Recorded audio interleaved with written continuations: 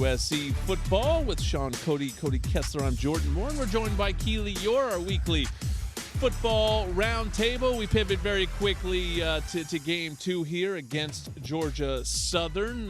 But listen, it was as blowout as they get on Saturday. So maybe hard to have a lot of definitive takeaways from a game like that. It was certainly fun to watch. Everyone got to play. We saw lots of long touchdowns. Was there anything, any one thing that stood out to you? I think, too, first of all, this running back room is legit. Obviously, we need to see as we get into conference play what that looks like. But 4 touchdowns by 4 different backs. It was fun to see the run game really get involved. But also the tone and character of this team. I feel like we got a better sense of it on Saturday now that we saw it in action. First off, when they got off the bus, you guys talked about it with Coach Riley, but the same uniforms, they chose that. Coach Riley said he presented it to the team as we can go NFL style or we can go all the same, and they wanted unity. And he said, from what I've learned about this team over the course of the offseason, I wasn't surprised by their answer. So it seemed like, even when the game was definitely out of hand, everyone was still like locked in, cheering each other on. And so I think that's such a good sign just to see from a culture standpoint. Vibes were excellent. I was really watching, I probably like Cody, I was watching Jaden. I think last year, watching those last 4 games and seeing how he worked himself, and then a lot of discussions like, do we need a transfer quarterback and what's going to happen in the offseason? Wanted to see where his head was at, and it seemed like he's matured. He's composed. There was no mistakes. Obviously, that you go against that kind of team, you shouldn't be, but he seemed like, he wasn't as loose with the ball. I thought that was important. So I just it seemed a more, matured quarterback in my opinion, and hopefully he just keeps taking steps in the right direction. Yeah, the thing that stood out the most to me is the talent on this roster and the depth. I mean, regardless of who the opponent was on Saturday, when you go back and watch this tape, there is some serious talent on both sides of the football. Probably the most talented roster that Lincoln Riley's had since he's been here at USC. If this team can stay healthy and continue to get better week in and week out, and I know we won't learn a whole lot about them until we get to conference play, but I truly believe that this roster can be a contender for the Big Ten Conference this year. I agree with you. I certainly think some position groups you look at and you're like, they're ready. Yes. Like it's what he talked about 3 years ago, and they weren't ready, and they were just patching it together. And it's a couple of people's individual talent, like Caleb, was making up for some areas that weren't ready. Now I look at it, and that was sort of my question to him about the depth chart. I call them homegrown players. Obviously, some of them are transfers, but they're transfers that have been here 2-3 years. But a year ago, 2 years ago, Keyshawn Silver gets recruited here. He goes into the starting lineup. That's not even a question. And now you look at a D-line room, it's got dudes. Kenny Urlacher comes in. He's the 4th tight end, 4th safety. Yeah. They've got guys. So I agree with you. There's some rooms that really look ready to go. Any individual players that stood out to you? I'm going to go 2 parts, present and future. Like Shaun said, I thought Jaden Maiava looked pretty comfortable out there. That's something that we all were looking for this offseason. And then future, Hassan Longstreet. We saw him kind of show off that skill in a Coliseum scrimmage for the beat reporters, but he didn't show off the wheels. So yeah, he ran more than I thought he would. More mobile than I expected and that I've seen in fall camp. So that was pretty cool to see. Got 2 guys on defense. Bishop Fitzgerald, I thought he was fantastic.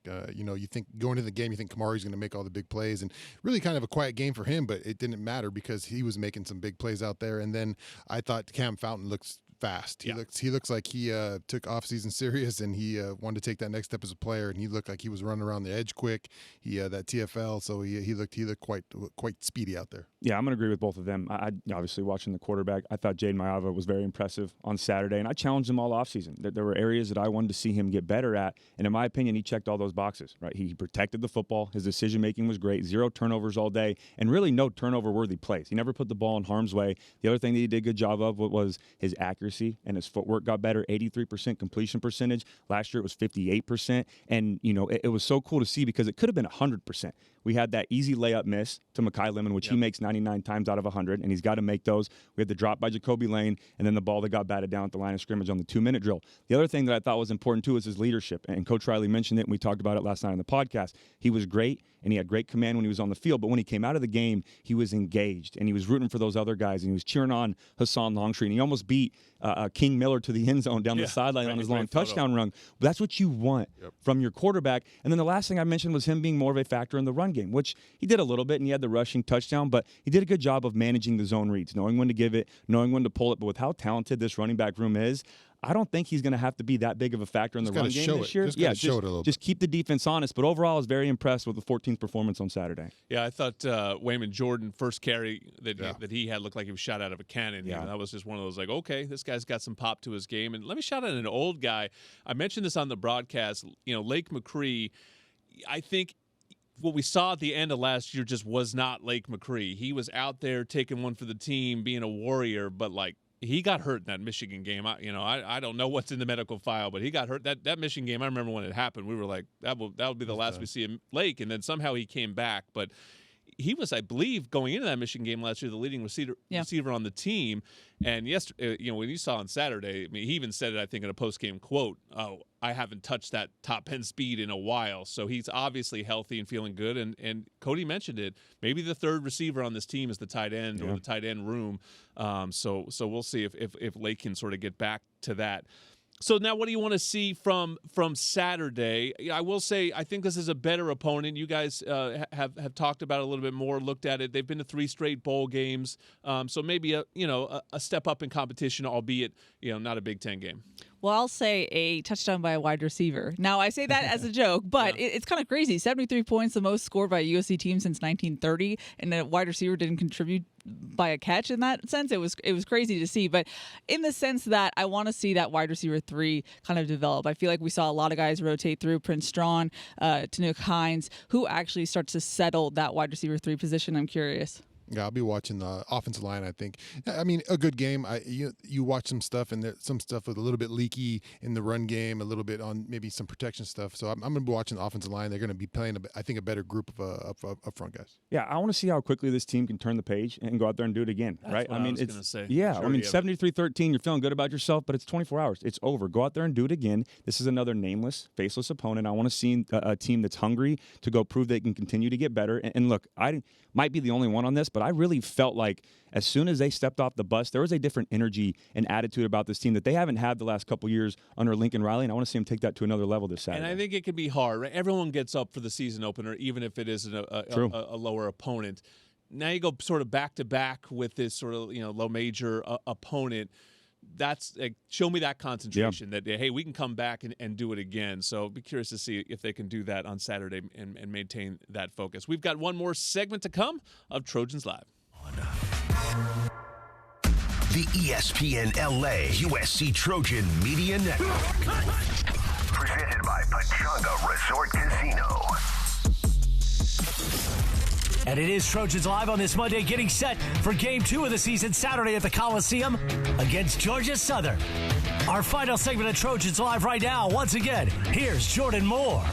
One final segment of Trojans Live is set for Week 2, USC versus Georgia Southern on Saturday. Kickoff at 4:30. Trojan Tailgate Show at 2:30. We are live in the Peristyle. We got to hang out with some people on Saturday. Would love more of you to come. We're going to try to get a speaker out there so that everyone can hear the show really well. If you just hang out, it's kind of some nice shade up there. So come say hello, meet the big guy. Get an autograph. Cody's maybe sign something for you. All those 6 jerseys out there. Somebody still got them. Somebody got a Drake London autograph on Saturday. Ooh, yeah. They brought a Drake London Falcons jersey and got him to sign. So whoever the tunnel captain is, we should have an interview there too. So come on down. We got one more segment to go here. It's the Over Under presented by Pechanga Resort Casino, proud partner of USC Athletics. Guys, USC leads the nation in scoring at 73 points per one game. Over under 49.5 on Saturday for the Trojans offense. I'm going to take the over. Yeah. I'm going to take the over. Yeah, I'm going to go over as well. I think if they can keep rolling, Jade Maiava's hot right now. You've got those 3 backs. Killian O'Connor is leading this offensive line. Like Keely mentioned, though, I'd like to see the wide receivers a little bit more of a factor in this game. Mekhi Lemon looked great, but after that, someone else is going to have to step up. But, yeah, I'm going with the over on this one. Yeah, I want to be a contrarian here, but I think 3 for 3? Yeah, I think Georgia Southern. I don't think they can match. Yeah. I think there'll be an emphasis to get those wide receivers going this week. Obviously, I think running backs got it going, but I think you'll see the wide receivers pop this week. Clay Helton returns to the Coliseum. That'll obviously be the headline story. He probably has been the coach that sat in that chair the most in the history of Trojans Live. Cody had a chance to play for him. as a person, and Lincoln Riley said it well, nothing but good things to say. Yeah, absolutely. I mean, he was here with me during those coaching changes and all the controversy and all the adversity that we faced. So I love him as a person. Unfortunately, it just didn't work out here at USC, and the right decision was made. And now we have Lincoln Riley, but it's going to be a fun game to watch, and it's going to be interesting to see how they welcome him back to the Coliseum. Yeah, a little extra spice to it. Yeah, bring the old coach back, and we'll see him on Saturday. We will see you for the Trojan Tailgate Show, and then back here next Monday for Trojans Live. Thank you to everyone who makes this possible. It's a production of USC Sports Properties and Playfly Sports. Guest producer today, Bailey Moore in the house. Yeah. All right, everyone, enjoy your week and fight on.